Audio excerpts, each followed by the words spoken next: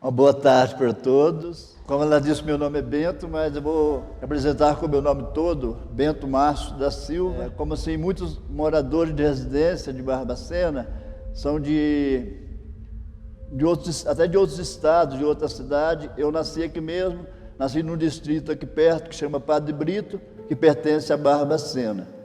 E eu tenho 15 anos de andarilho, tenho umas 30 internação mais ou menos, pode ser menos ou mais, em hospital psiquiátrico, e tenho 10 anos, vai completar em dezembro, de residência terapêutica. Você pode pensar assim, então você nunca trabalhou, né? Era um vagabundo. Não, mas eu trabalhei sim, trabalhei muito, até os 20 anos com meu pai. Eu e meu pai não tinha assim, um entendimento muito bom, trabalhava eu e ele cortando lenha para carvão. Podia-se dizer que era eu e ele a ignorância, sabe? Eu não sei entender se é da minha parte ou da parte dele. Até que quando, com 20 anos, eu tentei o suicídio. Mas eu não quero revelar porque eu escrevi uns escritos que dá para sair um livreto. Aí sim vai ser tudo revelado. Mas por enquanto eu vou fazer só um resumo. Aí se sair o livreto, todo mundo vai ler e entender melhor ainda a minha história.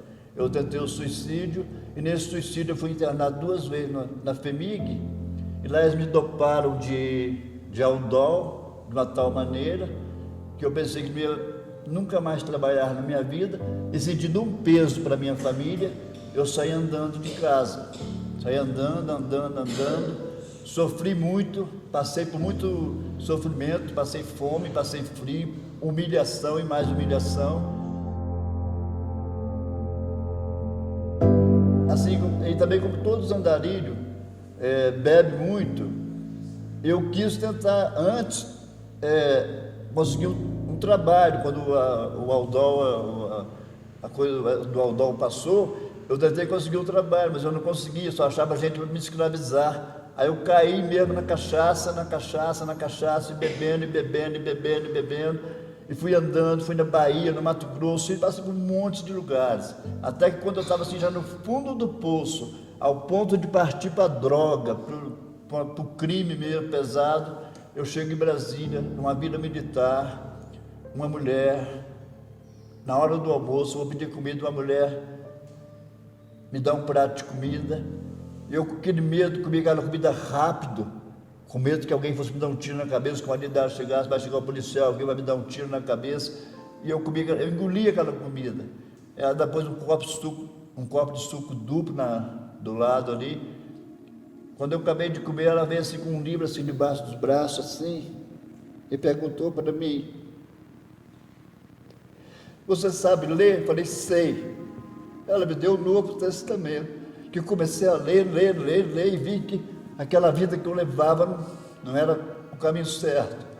Mas mesmo assim, não parei de beber de momento. Fui continuando bebendo, até que eu, no sul de Minas, perto de Alfenas, era 1994, eu gostava muito de música e de futebol. As duas coisas que eu gostava muito mesmo, ainda gosto até hoje. Aí eu falei assim, vou assistir toda a Copa do Mundo, bebendo tudo que tem direito, e depois eu procurar a igreja evangélica. Só que, primeiro jogo, Brasil 2-0, segundo jogo 2-0, mas depois não vi mais Copa. Eu tive um delírio que eu tive no céu e no inferno ao mesmo tempo. Eu tive assim, mas é coisa que eu não sei nem explicar. Não adianta me perguntar que eu não sei explicar, foi uma coisa horrível. E eu consegui, trazido por Deus, voltar para casa. Fui parar em Padre Brito, de Alfenas, delirando, coisa que eu fazia com 15, 20 dias, eu gastei 3 meses. Cortei volta lá para Itajubá, se alguém conhece o sul de Minas, ao invés de passar por Varginha, que era o caminho certo, fui cortando volta lá para Itajubá, por outros caminhos, que eu tinha medo das pessoas, eu não conseguia dar sequência na minha viagem, e eu consegui chegar,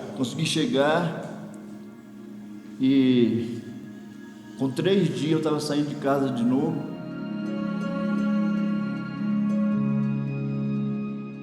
Teve presente na minha vida que 2 sobrinhos, crianças ainda, um segurou no braço, outro no outro, e eu não consegui soltar.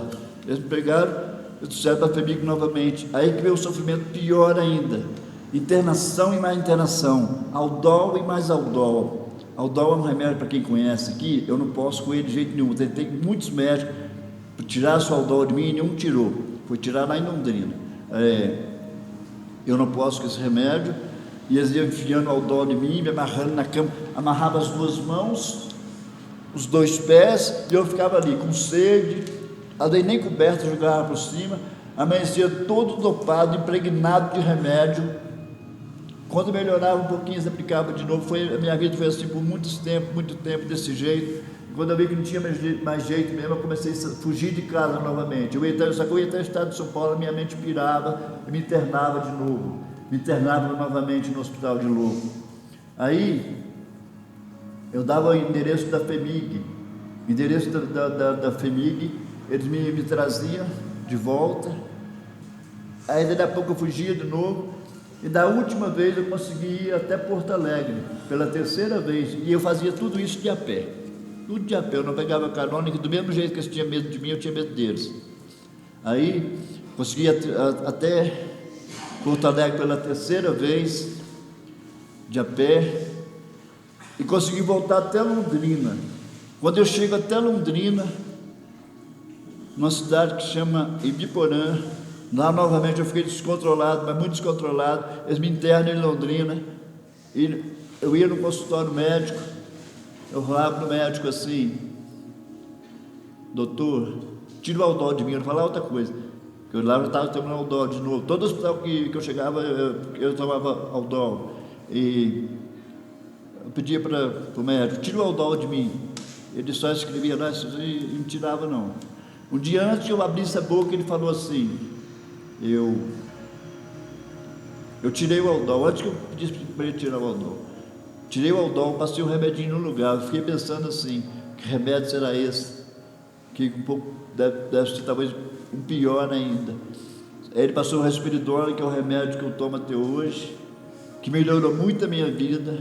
Aí eu vim para a residência terapêutica também, melhorou também muito, não tem nem comparação, porque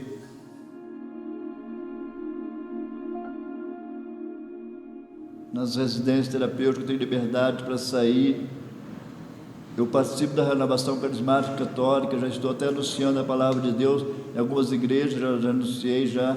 Eu tenho liberdade de ir para outra cidade, participar de eventos da renovação carismática católica, como já foi Mariana, Ouro Branco, Piranga, aqui na Arquidiocese de Mariana, onde a Barbacena pertence. Eu participo, sempre quando tem um evento eu vou. Desde quando eu comecei a participar da renovação carismática, tem 6 anos, eu vou em todos os rebanhão que tem aqui no Rincão, perto do Ponte Cosme.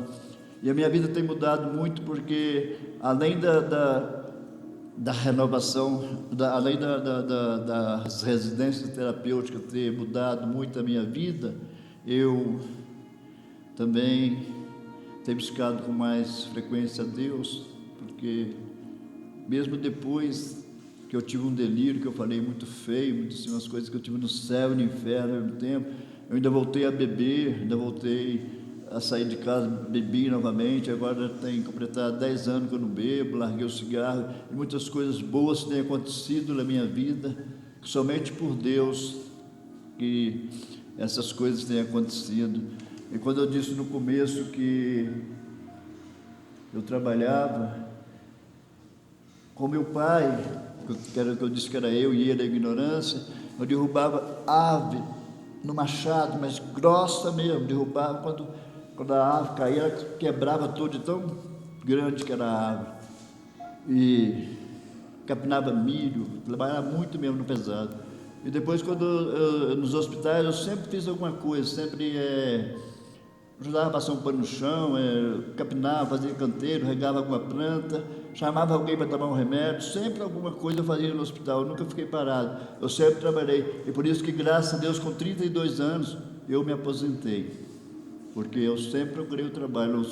Muita gente pensa assim: você não fez nada, você é um vagabundo, você foi 10 anos, 15 anos de andarilho, agora está na residência, não quer nada com a vida. Eu sempre procurei trabalhar. Numa residência, agora nessa que eu estou mais assim, nessa que eu fiquei 5 anos numa residência de número 14, agora estou de número 29.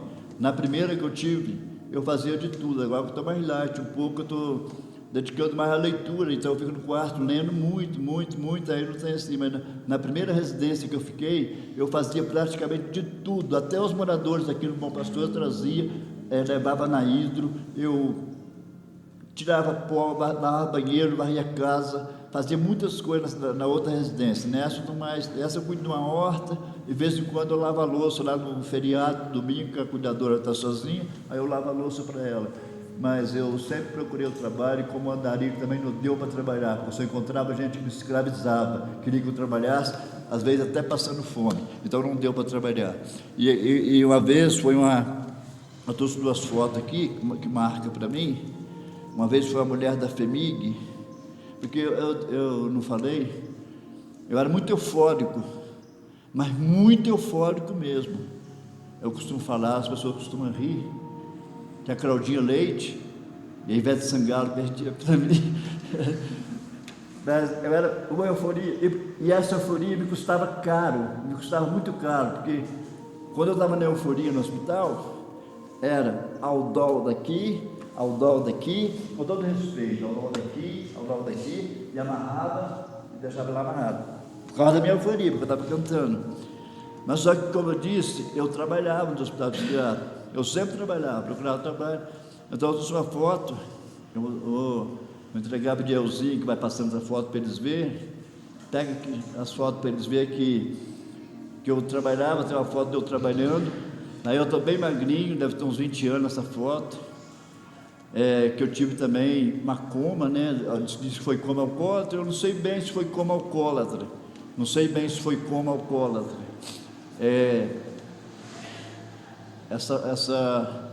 essa coma que eu tive me deixou tão magro, mas tão magro. Teve pessoas que me falaram, que os outros passavam na beira da minha cama e falavam assim: isso aí está com HIV, está com AIDS. A graça a Deus, estou aqui cheio de saúde. Eu peço ao Zé que pegue outra foto, para mostrar o antes e o depois. Vou falar um pouquinho dessa foto aqui também, que essa foto aqui é que quando eu saía que eu pedia lá na FEMIG, que deixasse eu ficar um pouquinho de fora, depois de muitos insistir, eles deixavam eu ficar lá de fora sozinho, para refrescar a minha cabeça, quando eu estava melhor um pouco. E o primeiro lugar que eu corri era essa gruta, que a Regina deve conhecer muito bem, que é a gruta lá do Regional. A outra foto é o antes, essa é o depois. Dá para ver a diferença, lá eu estou bem magrinho, lá eu deve ter dopado de Aldol, e aí essa foto é bem recente, a outra deve ter uns 20 anos. Então a história que eu tenho para contar para vocês é essa, uma história, graças a Deus, de superação. Superei muitas coisas, superei o álcool, superei a convivência com a minha família, que não era assim tão boa. Hoje eu tenho o prazer de ir na casa dos meus familiares, não quero morar com eles, porque eu tenho irmãos, tenho sobrinho, tudo, mas eu não tenho nenhum inimigo na minha família, a convivência é muito boa, tenho muitos amigos. Descobri que Barbacena é uma cidade muito solidária, não sei por que eu saí daqui, se eu tinha tudo aqui, né? Eu saí lá de Porto Alegre 3 vezes, Barbacena é tão solidário, o povo tão solidário, tão amigo.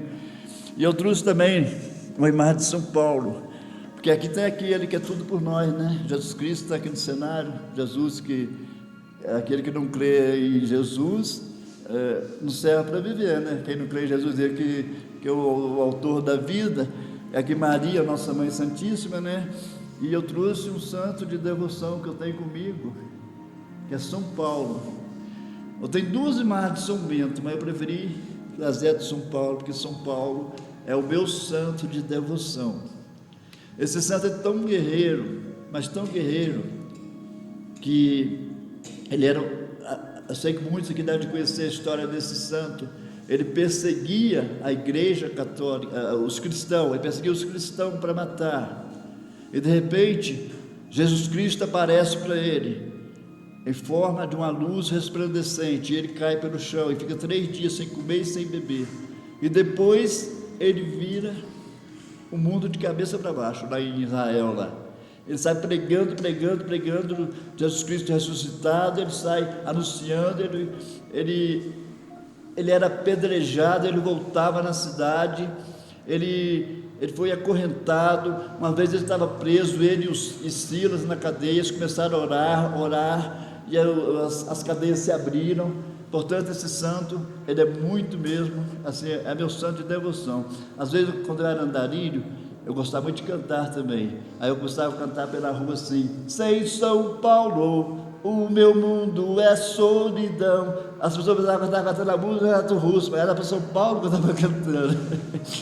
E esse santo aqui, eu imitei ele uma vez, quando eu descobri que ele ficou 3 dias sem comer e sem beber. Eu estava em Guaxupé. Em Guaxupé, não sei se tem alguém que conhece, tem uma cidade lá que chama Jacuí. Então eu ia para a saída de Jacuí, da saída de Jacuí na rodoviária, dava uns 10 quilômetros. Eu ia e voltava. Eu fiquei 3 dias sem comer e sem beber, só por causa que eu li essa história desse santo. E resisti muito bem, não senti fome, não senti sede. Eu ficava na beira de um córrego lá para ninguém me ver, cantando e louvando a Deus. De noite eu pegava a minha bolsa, ia para a rodoviária, dormia na rodoviária, no outro dia eu voltava. Foi 3 dias, porque a minha devoção é muito forte para esse santo. Eu tenho certeza que ele ora a Deus por mim. Eu acho que eu não tenho muita coisa mais para falar. Eu queria falar também, só para encerrar, assim, né, do meu jeito, eu compus 3 músicas, né, e nessas músicas uma tem muita história do que eu levei. Vou cantar só um pedacinho, cantar um pedacinho da música que foi assim, o que eu vivi quando era andarilho, que diz assim: em tudo que eu procuro, estou sempre no escuro, nem o caminho de casa consigo encontrar, vai tudo muito mal. Em toda porta que eu bato, a resposta é sempre não. Machuca demais um pobre coração que não é marginal. O que vou fazer para me controlar? Já não existe lágrimas para derramar, não existe amor, acabou a paz, não me resta alegria. Oh, minha Nossa Senhora da Abadia, ilumina a minha noite e clareia o meu dia. E foi 3 músicas, eu vou cantar um pedacinho da outra, porque senão pegando muito tempo.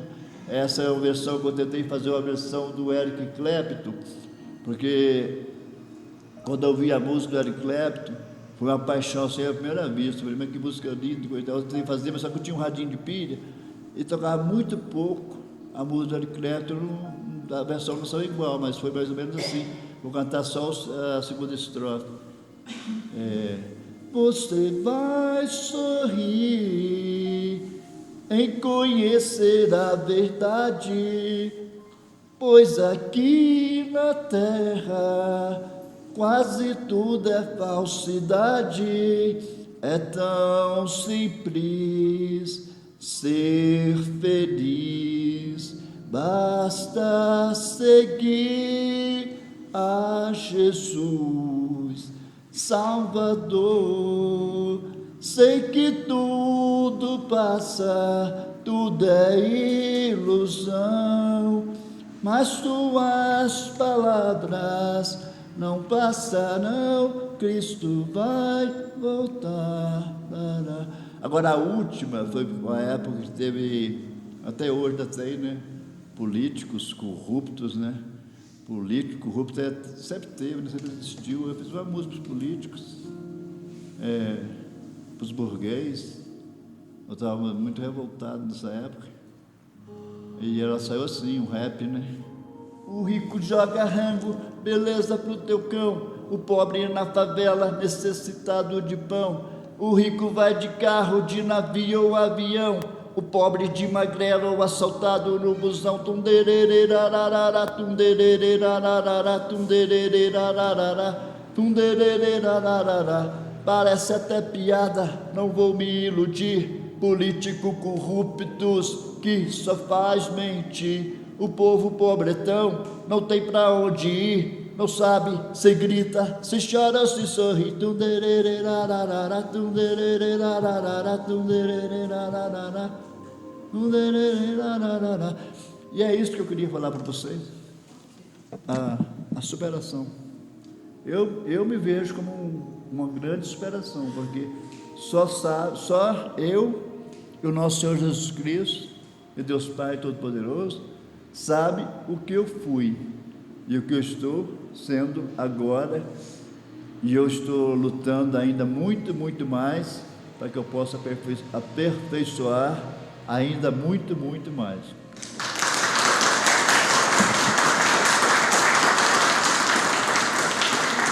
Eu fiquei um pouco emocionado, né? Eu não lembrei de falar da minha mãe, da foto que eu trouxe, né? Que essa aqui é a foto da minha mãe. Ó. Quem não...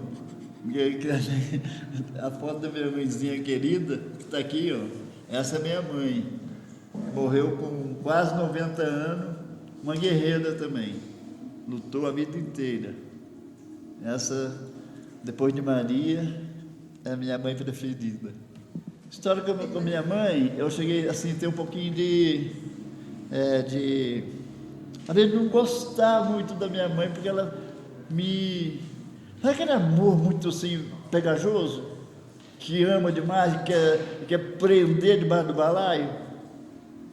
Esse amor que ela tinha, mas depois eu compreendi, depois que eu vim para a residência terapêutica, né, que não precisava ficar assim do lado dela o tempo todo, porque do lado dela ela ficava assim me cuidando muito, muito, muito, assim me deixava um pouquinho nervoso, mas ultimamente eu gostava muito dela, mas muito mesmo, e ela me entendia melhor, e eu também já fui perdendo aquele lado ignorante que eu tinha, né, já perdendo aos poucos, né. Eu, graças a Deus, como a Leila falou que ajudava muito ela, eu ajudei mesmo, mas não fiz mais do que a minha parte mesmo, porque eu que deixei ela abandonada, né? E também uma coisa que eu gostaria de falar também sobre meu pai também, né? Meu pai, quando eu saí de casa, eu não tenho assim aquela culpa tão grande mesmo, porque eu estava sem condição de trabalhar nenhuma, eu estava dopado de Aldol, eu não entendia que era Aldol, nem sabia que era o Aldol que tinha feito aquilo comigo, eu achei que eu ia ficar o resto da vida daquele jeito. Eu saí de casa, de peso, que eu ia trabalhar, e nessa época eu deixei meu pai doente, quando eu voltei eu tinha falecido. Eu tenho falado do meu pai também um pouco, mas mais minha mãe, que eu convivi mais com ela, muito mesmo com minha mãe nos últimos anos, e graças a Deus que eu pude fazer por ela nos últimos anos eu fiz, porque chegava o dia das mães eu dava um presente, chegava o dia de Natal eu dava um presente, dava em média por mês uns R$500 para ela em média, eu dava 350 de dinheiro e levava coisas da feira, carne, essas coisas assim que eu levava por fora. Eu dava em média uns R$500 para ela todo mês, e todo Natal, o dia das mães, eu dava presente, eu estive sempre do lado dela. Depois que eu vim para a residência terapêutica, tem 2 anos que ela morreu, eu fiquei uns 7 anos de firme do lado dela. Sem contar que antes de eu vir para a residência terapêutica, eu já morei com eles uns tempos, e quando eu saía de casa, eu nunca levei meu cartão. Eu estou com 55 anos, eu aposentei com 32 anos. Toda vez que eu saía de casa, meu cartão ficava com a minha irmã. Nunca levei. Uma vez eu ligava para mim lá de Padre Brito, que nós temos a casa de Padre Brito. Está lá a casa até hoje, a casa que eu nasci. Aí eu ligava para ela. Ah, meu filho, o tempo está abafado, está um calor, não estou aguentando. Aí eu falei para a cuidadora, Juliana, falei para ela assim, eu vou dar um ventilador para minha mãe, está reclamando muito, está com calor. Ela falou assim, dá um climatizador. Eu dei climatizador, dei micro-ondas, dei um monte de presente para ela, coisas boas, assim, coisas que eu vi que era, não é dizer coisas boas, coisas que eu vi que eram de utilidade para ela. Graças a Deus, sobre isso, de ter saído pelo mundo, abandonado ela, deixado ela e saído, eu estou com a minha consciência tranquila, porque o que eu pude fazer para ela nos últimos, quando ela estava precisando já mais de idade, eu fiz. É só isso.